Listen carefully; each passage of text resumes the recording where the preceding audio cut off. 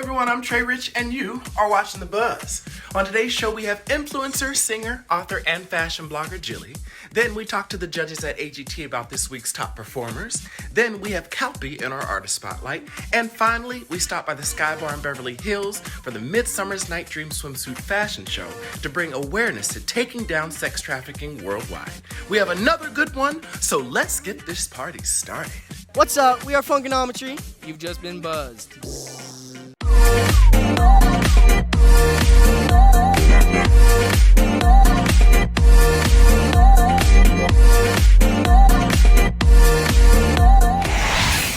Before we get started, popular YouTuber and influencer Gabby Anais seemed to have a mental breakdown on her TikTok, making some controversial and racial remarks about Native Americans and African American people. Let's take a look. Mothers are always left to raise their babies alone when the father leaves. It's almost like the mothers depended on God to get them through. And that white man were like, uh-oh, black people are powerful. That's scary. And instead of saying, hey black people, hey Native American Indians, you guys seem to be really peaceful and happy on your land. We just came here on this boat because we didn't like our homeland. So now we're here in yours. It's ours now, baby. White people aren't evil. They just weren't born near Jesus. But I was, baby. I'm from Lebanon. Son of John, Hannah. Words have meaning. This whole time, her name was Gabrielle Hannah, Angel Gabriel, descendant of St. John the Baptist of Jesus Christ our Savior. No one took the time. It's the second coming, baby. Believe me or don't. I've been crucified publicly for years! Many of Gabby fans called for someone to help her or for her to seek help, while others bashed her for her comments. There is no word from her or her people if she's okay, but we will keep an eye on this for updates. First up, we're at AGT for week 3 of the live semifinals, and we have the judges up to give their thoughts on their favorite performers of the week. Let's take a look. Hey guys, it's Radwa. I am on the red carpet with AGT. We're going to be interviewing the contestants and the judges. Check it out. Hello, how are you? I don't know. How you doing? I'm doing good. I'm just going to get right to it. Who is the most memorable performance tonight? Well, there was 2 for me. It was Sarah and Nicholas. The magician and Sarah, which is Simon's Golden Buzzer, the last young lady who sang. And then who do you think is really at risk?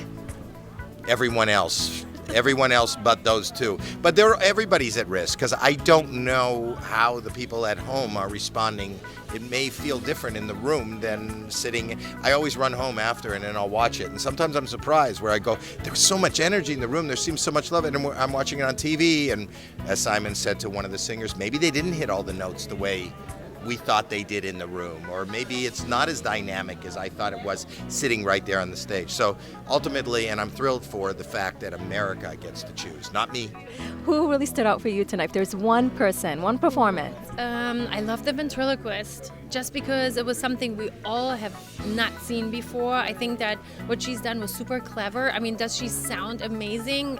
In terms of voice, I mean, she sounded like a little like Kermit the Frog singing in a way, but just like how she's eating popcorn, eating ice cream, and just the setting that she made for all of us. You know, she really sucked us into her world, and I don't know, I just love how she was super creative in a different kind of way, you know? I agree, and I like that she said she had an opera background too. Yeah, well, I'm sure when she sings opera with her mouth open, sounds very different, but with her mouth closed, it was a little bit like Kermit, but I love Kermit. Who do you think was the most memorable performance tonight? I mean, definitely the French magician and the girl Celia, that is the Spanish ventriloquist. I think they're super important contenders for this show at this moment because both of them are so amazing. I wonder what's going to happen tomorrow. I wonder if people are going to vote for them. It's all up to America, right? Yeah, thank God that we don't have to now. We don't have that responsibility anymore. And Sophia, do you have any hidden talents that we don't know about? No, nothing. It's okay, you can just be gorgeous. Yeah, well, at 50, I don't even know. Oh my God, you're stunning. Thank you. All right, let's talk about Sarah. I feel like she really won the show tonight. What do you think makes her a star? Well, I think a star is a star is a star. I've seen people talented make bad decisions on these competition shows, but when you've got it, you've got it. And that song, what she did with the song tonight, was spectacular. I've never heard anyone actually sing that song, certainly in that manner, and it was just brilliant. The song was timeless. It was everyone's buzzing about that. But having said that, then part of me thinks, well, if everyone's talking about her, maybe they won't vote for her. And that has happened before. I remember it happening with Jennifer Hudson. You know, it's like, you know, she's brilliant and suddenly she's out the competition. So things happen. You're so right. I do remember the Jennifer Hudson stunt. Yeah. I hope that our feedback is not harsh as much as it's honest. No, Just it is because- honest. Yeah, and I don't want to hurt anybody's feelings. I just tell you, listen, it's not something I respond to or not something I get or this is what I think. And hopefully that doesn't hurt anybody. I don't want to hurt anybody's feelings ever. Of course, I totally agree. No, I actually liked your honest feedback today. Thank you. Thank you. I thought I did a very good job. And then, as of any hidden talents, do you have any hidden Yes, talents? I do. Okay, we got. What is it? Oh, it's the art of hiding. I've hidden 3 things today, and to be honest with you, I'm so good at it, I haven't found 2 of them. AGT is on Tuesdays and Wednesdays on NBC. Check your local listings for times. After the break, we have Jilly in our studio. Don't go anywhere.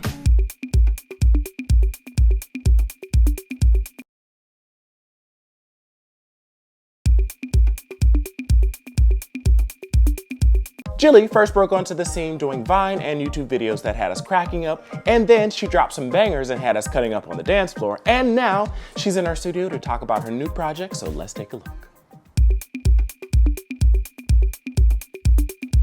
What's up, you guys? It's your girl Jilly, and today I am here with Buzz. I'm so excited to talk all things about my EP, Copy and Paste, and especially my single Throwback. Stay tuned. And he gon' give me what I want, cause I'm like that. And when I text that he texts right back. I like my nails done, I like my hair did. Open that bag up, now who his girl is. Hop out and act up, suicide's open. I throw that ass back, she like girlfriend. I'm like girlfriend, make that ass shake. Toot that thing up, make your back break. So I moved to LA in 2014, straight out of high school. And since then, I literally came just for music specifically. And as I was out here grinding, working, I met some incredible content creators, and they actually introduced me into that world, which is how I then became a social media icon. I was literally with that first group of amazing creators. So it's so incredible to, you know, be one of the first people to actually become a content creator on social media, i.e. Instagram. So that's literally how I got started. I want to say I met that group in about 2015, and the rest is history. Toot that thing up, make your back break. I'm like girlfriend, make that ass shake. And he know I don't give a I like it that way. I'm like girlfriend. Like, I've been doing music since I was a baby, I kid you not. I actually started doing original music when I first moved to LA. I had a project out in 2014, but even prior to that, I was doing vocal lessons my entire life. All throughout middle school and high school, I would do cover videos. So I would cover Rihanna's big songs, Drake's big songs, Beyonce, Destiny's Child songs, and literally put them up on YouTube. And this is also before YouTube was solely about vlogs and what it is today. I was literally doing cover videos back then. Needless to say, I took them all down now because ain't nobody about to, like, you know, blackmail me. No, but, you know, I just wanted to take them down just for my personal growth. It's funny because maybe one day I'll put them back up. They're all on private, so they're not deleted, but they are taken down because, you know, you have that when you grow up, you're just like, what the hell was I doing? But yeah, I'm proud of, you know, my journey and just looking back of where I've started, but solemnly my main focus always was music. I'm blessed to have had social media put me on a platform to reach millions, literally millions of people that, you know, without social media, I don't know if as quickly I would have been able to reach. So I'm forever grateful. People who I met out here to enhance that social media following right off the rip. And, you know, here's music just taking off and just becoming everything that I imagined. We are shooting a music video to my song Like That off my debut EP, Copy and Paste. It's coming out March 31st, so stay tuned. Baby, it's fine. So Copy and Paste, the title itself came from, no pun intended. And like I said again, we live in a sensitive world, but when people are copying and pasting your swag, when you do things first and you see it on elsewhere, and just because someone else is, maybe a little bigger, they getting the credit for it. But it's like this industry is super small too, and everybody gets their inspiration from something, and it's dope when you didn't have to for certain things get inspiration. You are the inspiration, and it's just like if you see someone wearing an outfit, they saw you in it first and they go rock it. That's really what it is. It's like my swag, my vibe, I see when it's been copied and then pasted onto someone else. So I wanted to, I'm not the type of person, I don't do no sub things, I don't do any tweets or Instagram story posts about anything. I'm very to myself, but I feel like the time to express it is in your music. So I was like, what? My first EP, I want to, say copy and paste. And granted, when I say, people copying my swag, to me it's flattering. It has nothing to do with any, hatred or anything. I think it's honestly the biggest compliment because, if people aren't looking at you or copying what you're doing, well then you ain't doing something right. And there's nothing to look at. So honestly, I took it as, a salute. And, at the same time, I see it, copy and paste. Like, I'm going to keep doing things for people to want to copy and paste and keep, being Jilly, my swag, just unattainable and want to copy and paste it. Sauce on the flex, white gold, diamond rolling ranch dress, saute in the coupe, smoking veggies, drop the top, how that look, sexy,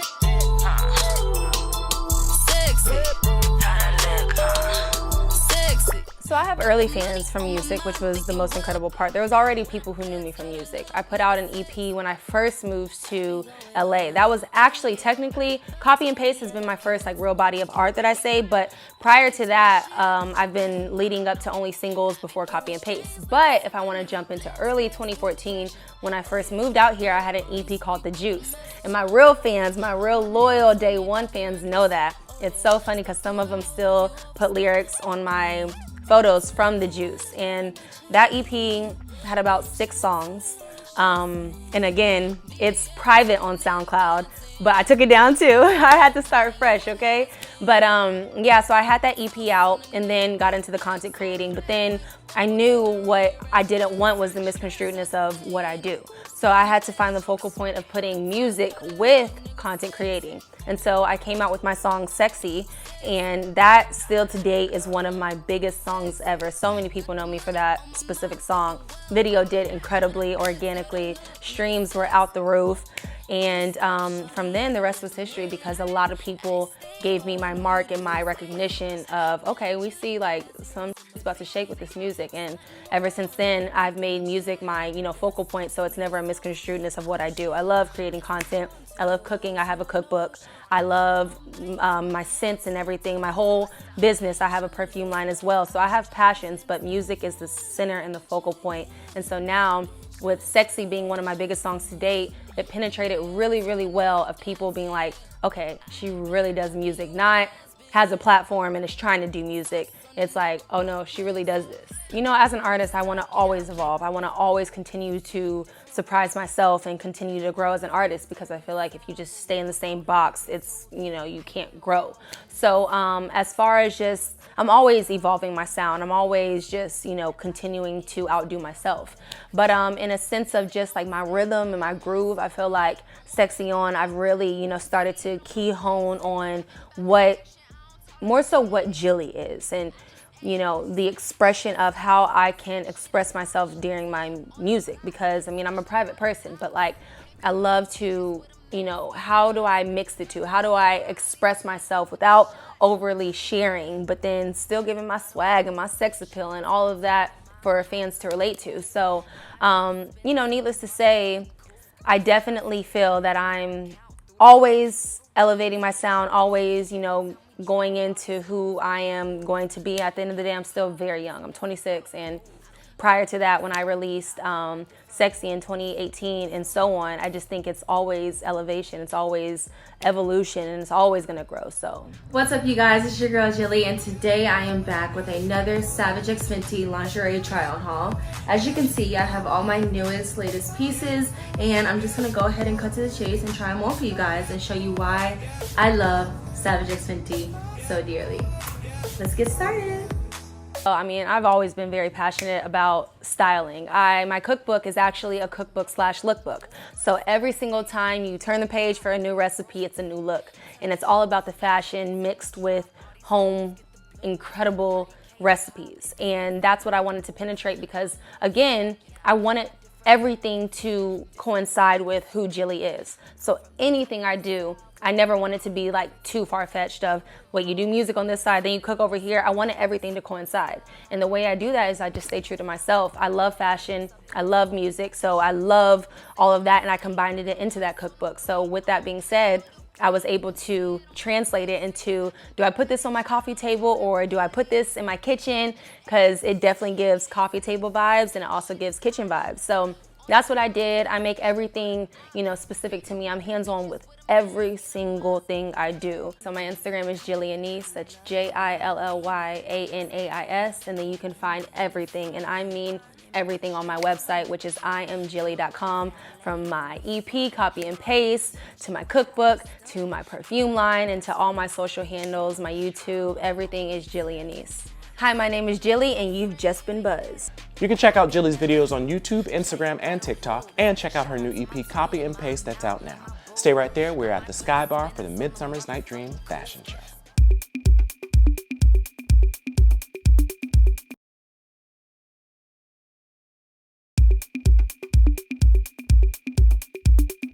Last night we attended a Midsummer Night's Dream presented by Max Events, hosted by an all-female ensemble including Claudia Lende, London Knight, Melissa Dawn, Lindsay Payless, and Emily Sears. The event spotlighted Justice for Women International, a global initiative to fight against human trafficking. Let's take a look.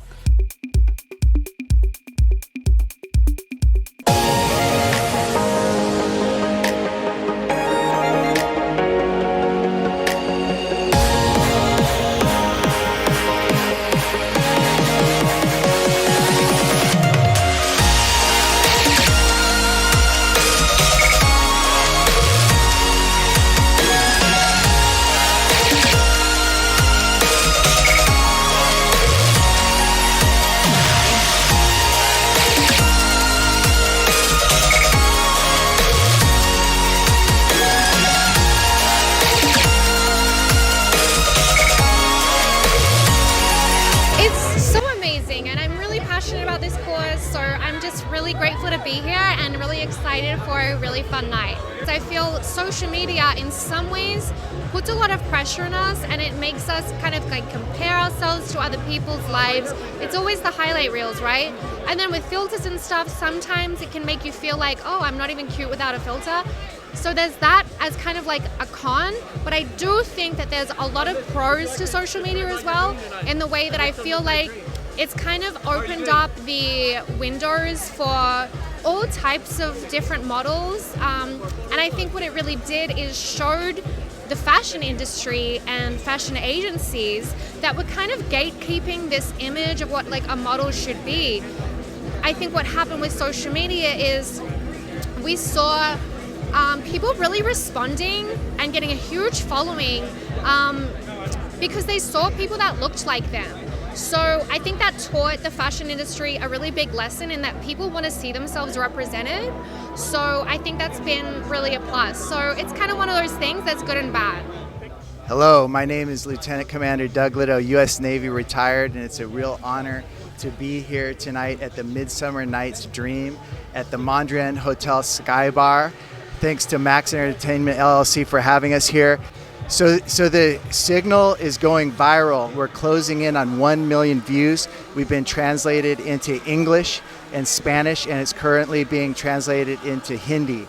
It's really spreading well. We've got the support of the Rotary Club of America, and we've been taking meetings with a lot of agencies, and it's really snowballing, and the word is getting out. And that's why the website is called sharethesignal.com, because we need people to learn the signal so that they know to give it and then what to do when they see it.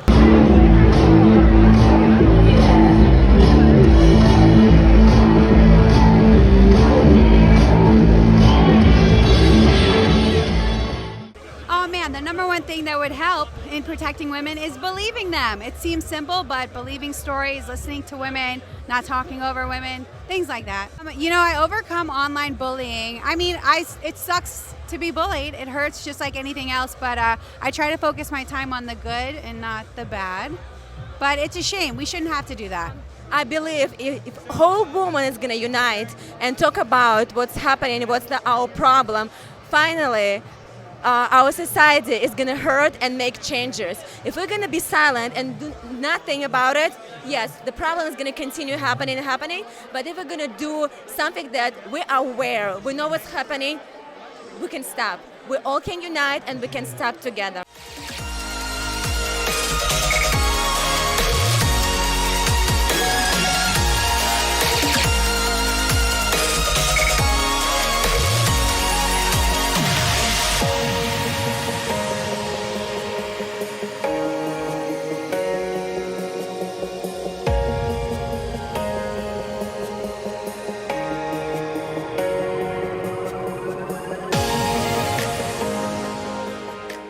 Hi, my name is Lindsay Palos, and you've just been buzzed. Stay right there. We have more show to go with Kalpee and her artist spotlight. See the old world waking up, standing with her on the top. I know why they.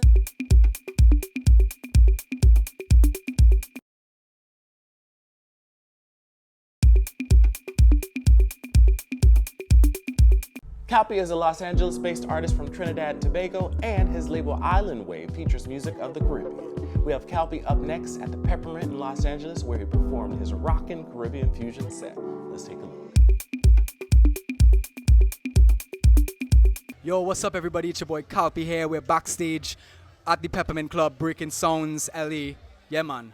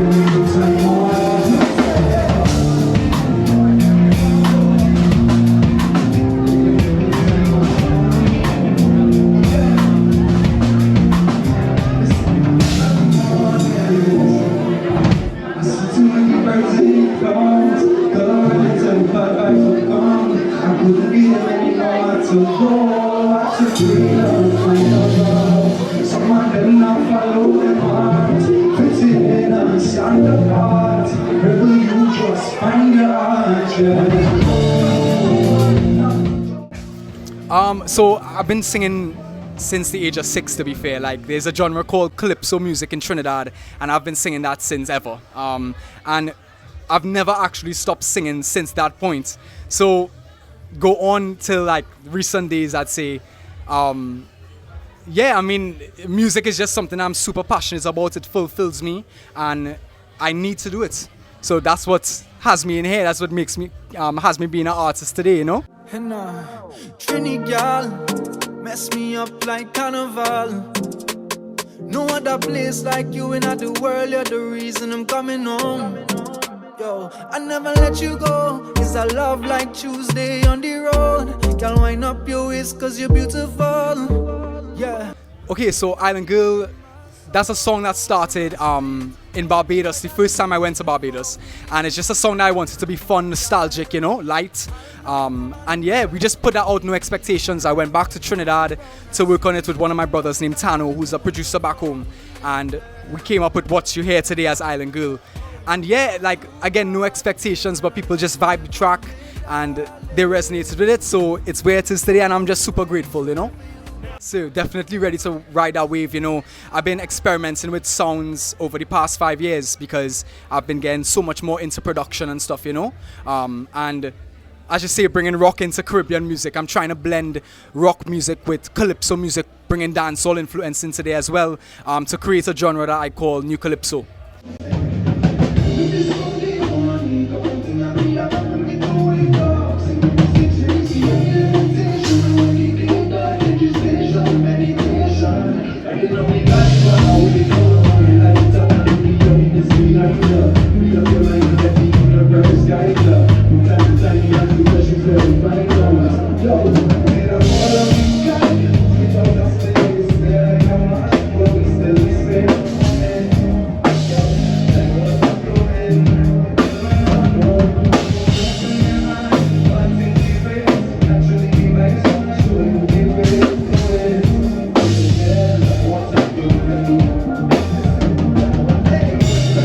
Who do I see in the audience? That's the thing, is like, that's such a good thing you said. Like, the internet has made the world so much smaller, so music is more so a universal language than it's ever been before. You know, people find blessings in music. They find things that uplift them in music, that help them with their own mental health. So you see anybody and everybody, all skin colors, all sexualities, everything, you know, and that's just, I love that.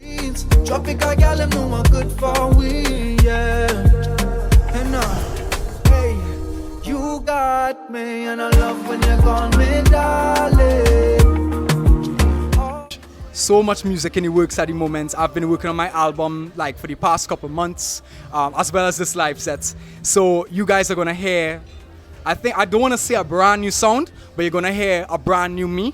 And I'm super excited for the world to hear that, because I think it's super authentic, and I'm just super energized for people to resonate with the music, because there's a lot of love, a lot of good energy that goes into it. And I hope that people feel that, you know, and I hope that when people listen to it, it motivates them to do what they want to do in life. Because I've been producing more and whatnot, and learning, I'm able to now experiment with different types of sounds. Like, one of the reasons why I even put rock into calypso music or dancehall is because I'm getting to do whatever I want. So, you get what I mean? Like, I evolved as I grow, and as I get new influences, I want to allow the music to grow as well and take people on that journey with me.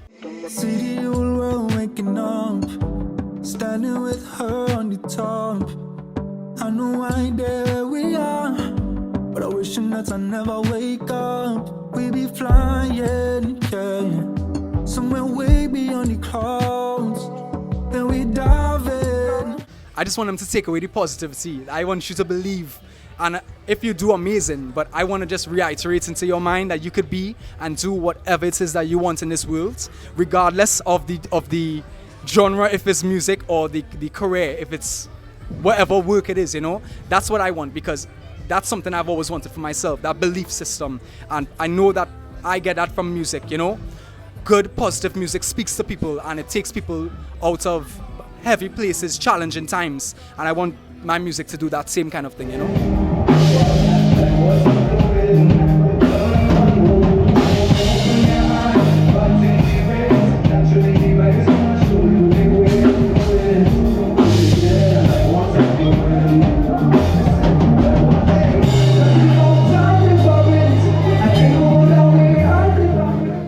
Yeah, so if you want to tap in, if you want to check me out anywhere, you know, I'm Kalpee, that's Kalpee, across all social platforms. So reach out, check in. I can't wait to vibe with y'all. That's all we have. Special thanks to Kalpee, the Peppermint Club, the Sky Bar, all of those who were in attendance of A Midsummer's Night Dream, MBC, AGT, and Jilly.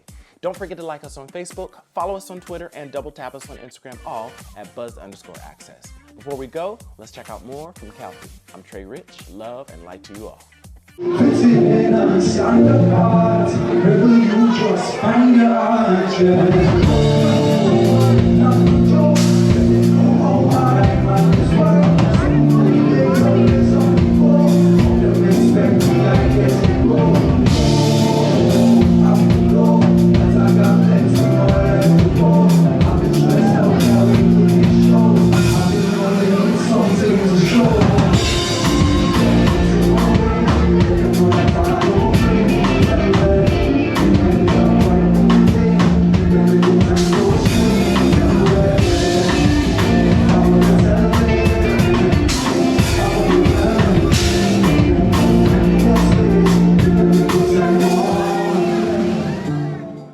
more stories and extended clips, go to thebuzzallaccess.com. I'm Trey Rich, and you've just been buzzed.